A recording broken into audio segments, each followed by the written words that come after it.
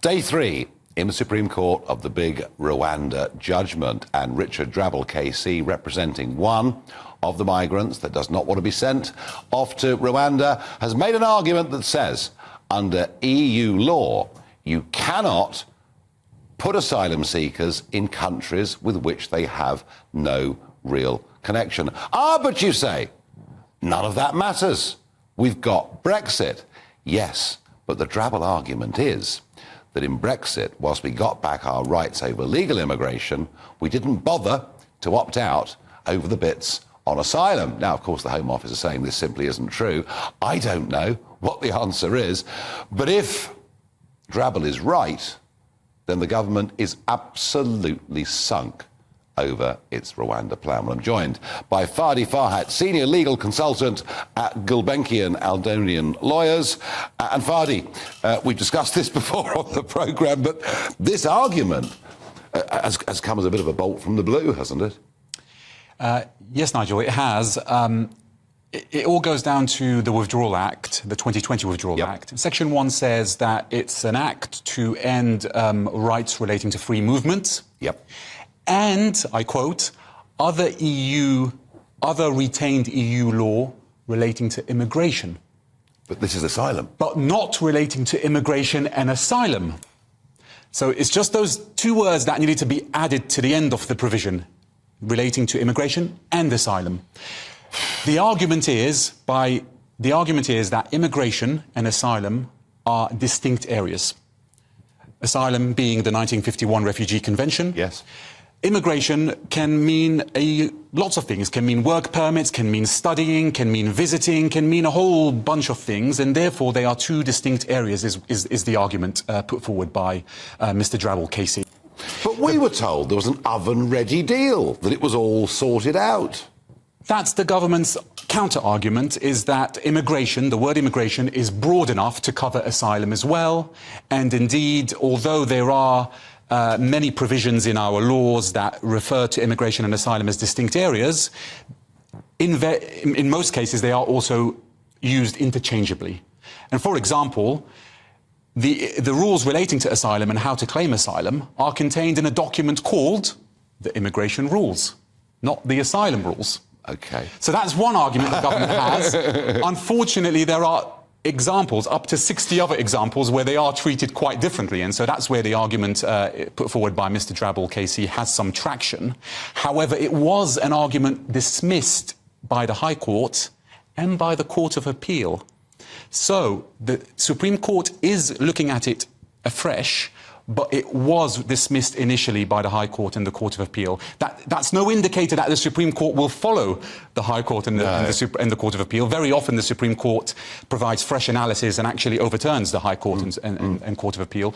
We just don't know. It's a semantical gamble, as it were. Gosh. It does all point to one thing, though, doesn't it? That despite the years that we had to get ready for this Brexit agreement, that actually we finish up with something that is, in this case, highlights it, that is pretty unclear.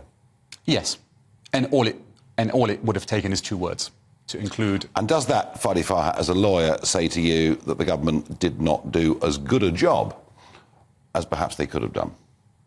They could have made it far more watertight if that was, and that's the argument put forward, is that it was so obvious and you didn't make it watertight, meaning, therefore, you didn't intend to include provisions relating to asylum.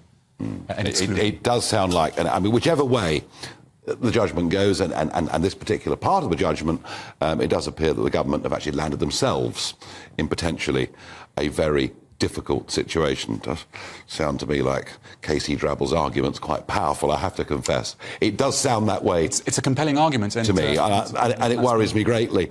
So, we've had a 3-day hearing. There are 5 judges there on the Supreme Court. How long do we have to wait, do you think, for a judgment? It's quite difficult. It's that how long's a piece of string type reference. We can't wait forever. We can't wait forever, but many are saying we should be able to get something this side of Christmas. So okay. We could go into. So we're talking about a few months. Yes. We get something before Christmas, and if the Supreme Court rules that we should trust our government, our Home Secretary, to make these judgments on Rwanda, then they can start flights to Rwanda early next year.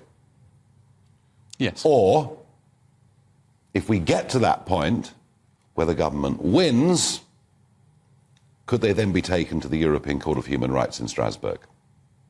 Yes, because putting aside this issue of drafting and wording, the ultimate issue is whether Rwanda is a safe third country or whether sending people to Rwanda would be a breach of Article 3 of the ECHR. And of course, the ambit of ECHR rights are decided in Strasbourg. So even if the government wins, it still hasn't actually yet won. Not until the fat lady sings, and that's in Strasbourg. And a case in Strasbourg would take how long to be heard? That could be the best part of, well, I suppose an issue of this importance may be streamlined or fast-tracked, but again, we're talking the best end of 12 months plus, I should imagine. Which would take us beyond, and not that it's your responsibility, but would take us beyond a general election the period, next yes. general election. And if the government loses, that's it. Rwanda's finished. If it loses on the Article 3 point relating to ECHR rights, yes, the programme is dead and buried. If it were to lose on this point of drafting, Parliament could go back and reword the Withdrawal Act, but of course you might not have enough time to do that because you're heading into a general election period either way. There is just so much frustration in the country around this. You know, I mean, maybe it's simplistic, but I think what Brexit voters thought they were going to get was absolute clarity that we would make these big, important decisions, and clearly we haven't yet done it.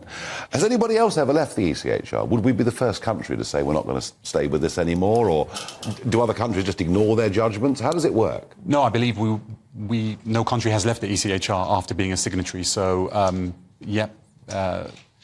countries may not implement certain judgments as comprehensively as others, but this would be a first. Very diplomatically put. Fadi Farhat, thank you very much indeed.